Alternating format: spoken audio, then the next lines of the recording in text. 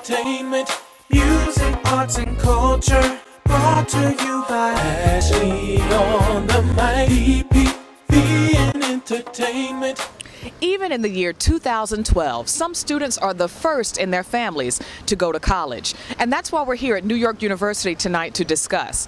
We're here for the film screening of the documentary First Generation, which follows 4 students from California over the course of 3 years. They face various challenges at home, yet they are determined to become the first in their families to pursue a college education.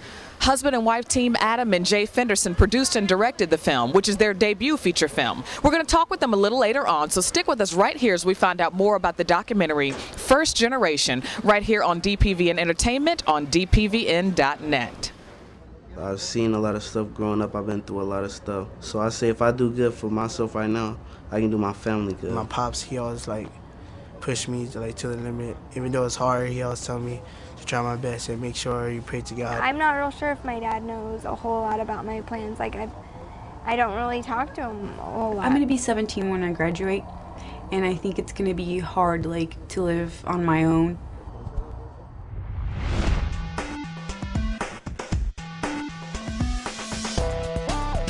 I want to go to college to become something in life, to prove to my parents and everybody that I can do it.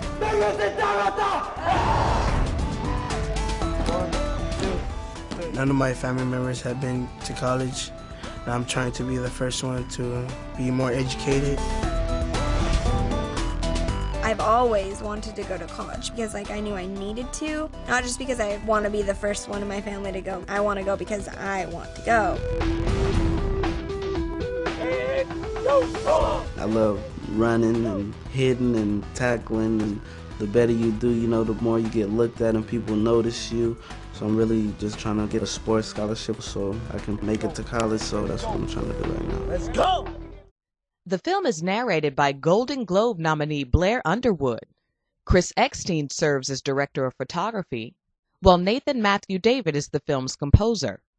Producing a film about first-generation college students seemed like a natural fit for husband and wife team Adam and Jaye Fenderson. Adam has built a career in film and television production, while Jaye is a former admissions officer from Columbia University who now uses her college admissions advice as a published author and television producer. We really wanted to raise awareness for low-income and first-generation students across the country so that people who watch the film can understand the situations and the struggles that these students face as they apply to college and can hopefully be inspired to make a difference in their lives. Aspiring to beat the odds, these students possess the grades and determination to succeed. But sometimes aspirations just aren't enough. I don't believe the students understand the whole college process. Children in the inner city schools are just simply not getting the same educational experiences. All of our students have been assaulted at least one time. Many of our students come to us from families that just putting food on the table is an issue. Financial aid does exist. The problem is that they're not aware of it. It may not be enough just to get good grades. Their moms and dads don't talk about going to college. They have no idea what college is. They're not sure, am I gonna make it? They don't have the money to go to college. They don't know how to do it. They don't know where to look. So these kids kind of flounder through thinking that they're doing the right thing until they receive the rejection letter.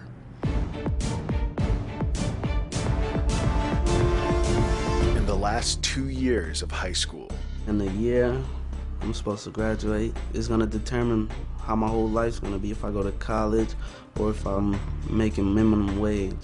futures hinge on college acceptance. If I don't get accepted to any of the colleges I want to get accepted into, I have no idea what I'm going to do.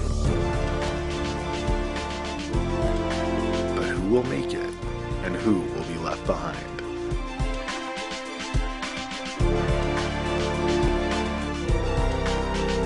So that's the scariest thing, is what's gonna happen after. If I don't get accepted to any colleges, if I'm gonna have to go to community college or anything, you know, the scariest thing is what's gonna happen.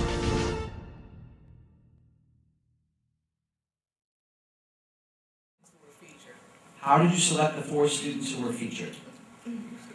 went and looked for communities that had significant low-income populations and spoke to the school districts there and tried to select schools that had somewhat diverse populations so that they would be nationally representative. And the students we met with principals and then the counselors pulled students out of class, and we tried to pick students that from a middle or upper class background would have no problem going to college. But because they're from a low-income community, these students would fall through the cracks. So we had about 100 students to choose from and narrowed it down to these 4 to try to show different cultural backgrounds and geographic backgrounds. The Fendersons admit it was challenging at times not to intervene or offer the students assistance. For instance, as some of them didn't know that fee waivers exist for certain college applications. We made a decision at the beginning of the film to not intervene, to make sure that we tell a very honest story, and it was very challenging. Sitting in meetings with their counselor as well as meetings with their parents, talking about the issues that they're facing, and hearing incorrect information that they got from their counselor, as well as them just not knowing about certain classes or certain ways to get fee waivers, like you said, and that was really, really hard to stand back and just let that happen without standing up and saying, hey, we know that we can help you out in this. But we wanted to tell an honest story, so we tried our best to hold back. The film has already won several awards at various film festivals and will be screened on Capitol Hill in late April, where all 4 students featured in the film will attend. We have kept in touch with the students, and they're all doing very well, actually. And they're actually going to be joining us in a few weeks in Washington, D.C. to meet with members of the White House, Congress, and the Department of Ed, and we'll be screening the film on Capitol Hill, so we're very excited about that. We want people to really start a conversation. We feel like we don't want to point a finger at any specific problem, whether it's the government or the schools or the parents or the kids per se. We want to say that there are lots of problems out there and we need to have a conversation about it. And people need to know about these issues that these low-income students are facing, and they need to be aware that they can actually do something right now. They can go out and be a mentor. You get the sense in the film that students that have an extra person standing there helping them, pushing them along the way, really can change where they're going. And we think that if we can get that earlier to more students, we can definitely raise the number of graduates in the U.S. And so we want people across the nation. You can be a mentor. You don't have to do anything. You just sign up. Boys and Girls Club, they will help you. There are so many other places. If you go to our website, firstgenerationfilm.com, you can learn all about different resources to help these students. First Generation will be shown in various cities across the country.